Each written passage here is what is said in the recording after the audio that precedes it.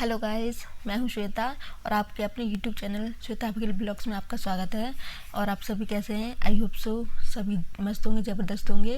तो मैं ये वीडियो बहुत दिनों बाद लेकर आ रही हूँ क्योंकि मैं थोड़ी बिज़ी हो गई थी, इसलिए वीडियो बना नहीं पाई थी। तो मैं जो ये वीडियो लेके आई हूँ वो जो अभी UP police radio head operator का जो DVPST चल रहा है उस मतलब उसके लिए ये वीडियो लेके आई हूँ। तो मेरा रेडियो हेड ऑपरेटर में रिटन क्वालिफाई हो गया है, तो इसीलिए मेरा जो DV था वो 24 को था, यानी कि 24 तारीख को। तो मेरा DV हो गया है। तो उसमें क्या क्या डॉक्यूमेंट्स लगे हैं और भी मतलब वो डाउट्स वगैरह हैं कैंडिडेट्स के, तो उसके बारे में हम इस वीडियो में बात करेंगे। तो वीडियो में आगे जाने से पहले आप अगर मेरे चैनल पर नए हैं तो मेरे चैनल को सब्सक्राइब कर लीजिए और वीडियो को लाइक शेयर ज़रूर कर दीजिएगा। तो ठीक है, अब हम वीडियो में बढ़ते हैं आगे। तो मेरा जो DV था वो आगरा पुलिस लाइन में था और टाइमिंग तो आपको पता ही होगी कि 9 बजे की टाइमिंग है। तो 9 बजे एंट्री उन्होंने करा ली थी और एंट्री टाइम में उन्होंने आधार कार्ड और जो आपका DVPST का जो एडमिट कार्ड है वो देखा था।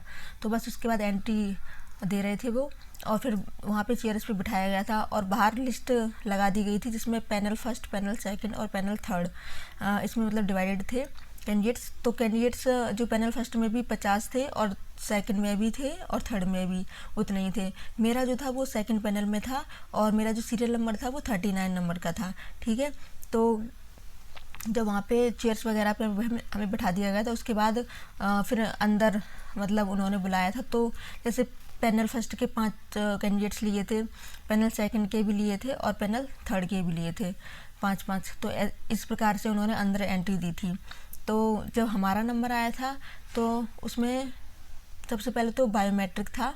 तो बायोमेट्रिक पूरा होने के बाद मेरे थोड़े बायोमेट्रिक में थोड़ा मेरा मतलब प्रॉब्लम आई थी, क्योंकि शादी के बाद मेरा जो आधार कार्ड है उसमें मेरे हस्बैंड का नाम है और जो मैंने फॉर्म फिल किया था उसमें मैंने अपने फादर्स का नाम डाला था। तो उसमें थोड़ा मिसमैच हुआ था, तो उसके लिए मतलब कोई दिक्कत हुई नहीं थी। उन्होंने एक फॉर्म था उसको फिलअप कर दिया था, उसमें लिख दिया था कि ऐसे मिसमैच है और कुछ नहीं।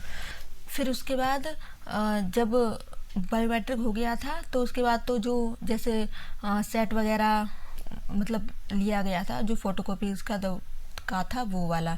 ठीक है, तो उसमें जो एडमिट कार्ड के साथ जो चेकलिस्ट जारी हुई थी तो उसमें जो डॉक्यूमेंट्स मांगे थे तो वही डॉक्यूमेंट्स उसमें लग रहे हैं। तो मैं बता देती हूँ डॉक्यूमेंट्स क्या क्या हैं। तो एक तो आपका जो एप्लीकेशन फॉर्म है वो, तो मतलब जितना प्रिंट आउट था वो सारा आप निकलवा लेना, तो वो लेके जाना है आपको एप्लीकेशन फॉर्म। और आपका जो आधार कार्ड है वो, हाई स्कूल का जो अंक पत्र और प्रमाण पत्र है वो दोनों। ठीक है, तो किसी किसी का तो अभी का मतलब एक ही बनता है, पहले 2 बनते थे तो वो है। ठीक है, और आपने जो डिप्लोमा किया हुआ है, फिर आपका जो डिप्लोमा है वो आप मतलब जो डॉक्यूमेंट्स हैं डिप्लोमा के, तो जैसे अंक पत्र है और प्रमाण पत्र है तो वो मतलब देख रहे हैं। और उसके बाद आपका जो SC का जो मतलब जाति प्रमाण पत्र है या OBC का, या फिर आप EWS में है, तो उन सब का स्टेट का ही चल रहा है, सेंट्रल का वो लोग नहीं मान्य कर रहे हैं।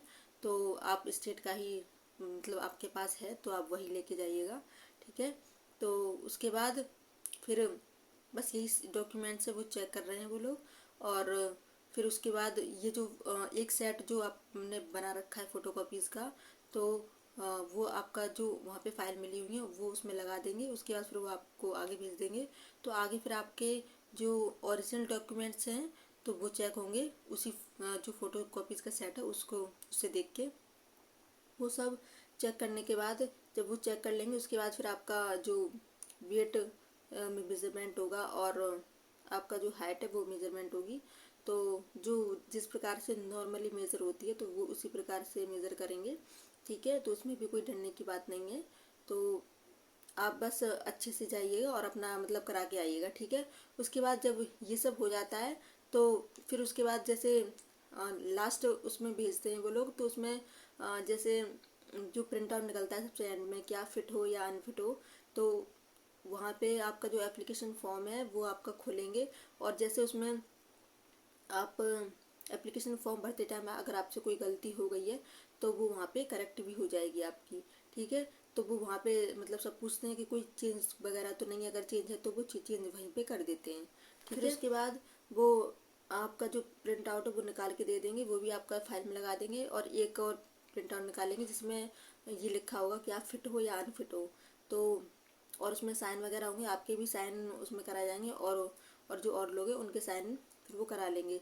तो जैसे ही वो चेक करेंगे कि सारे साइन सब कुछ मतलब हो चुका है, तो फिर वो आपको भेज देंगे कि आपका हो गया है, तो आप जा सकते हैं, ठीक है। तो इसीलिए आप जाइए और करा के आइएगा।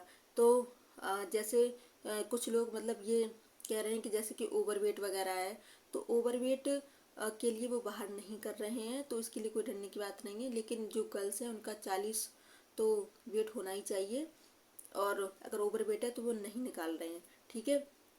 और बीएससी जिन्होंने कंप्यूटर साइंस से की है, बीसीए है या जो बीटेक है, तो उनको तो वो अलाउ नहीं कर रहे हैं। फिर भी अगर आपका डीबी है तो आप कराने जरूर जाइएगा, ठीक है। और एप्लीकेशन फॉर्म में अगर कोई गलती हो गई है तो वो आपका वहीं पे करेक्ट कर दे रहे हैं, ठीक है। और जैसे कि ईडब्ल्यूएस वाले हैं, जैसे कि पहले बता दिया था मैंने, ईडब्ल्यूएस वाले हैं, ओबीसी और एससी वाले हैं, तो उनके लिए जो जाति प्रमाण पत्र है उनका, तो वो उनका स्टेट का ही लगेगा, उनका सेंट्रल का मान्य नहीं है, ठीक है। तो आपने स्टेट का ही उस पर अपलोड किया होगा, तो आप स्टेट का ही लेके जाइएगा, ठीक है।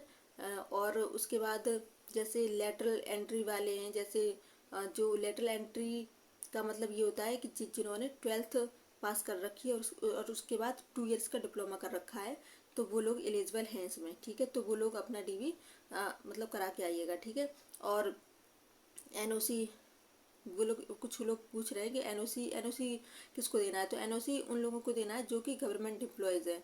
तो गवर्नमेंट जो एम्प्लॉयज़ हैं तो वो एनओसी वगैरह मतलब वही उनके पास सर्टिफिकेट होता है तो वही जमा करते हैं।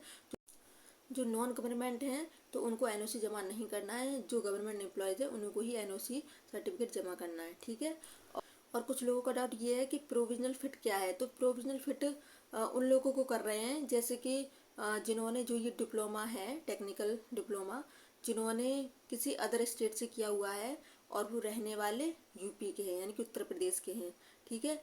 तो मतलब उन लोगों को प्रोविजनल फिट कर रहे हैं, क्योंकि ये जो बोर्ड है वो उस पर डिपेंड करता है कि वो अलाउ करेंगे उनको या नहीं करेंगे, तो वो उनका डिसीजन होगा, ठीक है। तो इसीलिए उनको प्रोविजनल फिट कर रहे हैं। और जो यूपी के ही हैं रहने वाले और जिन्होंने यूपी से ही डिप्लोमा किया हुआ है तो उन्हें तो फिट कर रहे हैं। तो मेरा जो हुआ था, तो मैं बता देती हूँ आपको कि मेरा फिट हुआ था, और मुझे मतलब कुछ ज़्यादा प्रॉब्लम नहीं होती, और मेरा अच्छे से डीबी हो गया था। तो आप लोग भी अच्छे से जाके करा के आइएगा, ठीक है। और घबराने की ज़रूरत नहीं है, सब अच्छे से हो जाएगा, ठीक है। और अगर आपके फिर भी कुछ डाउट्स वगैरह हैं तो आप मुझे कमेंट कर दीजिएगा, मैं उनका रिप्लाई ज़रूर कर दूँगी।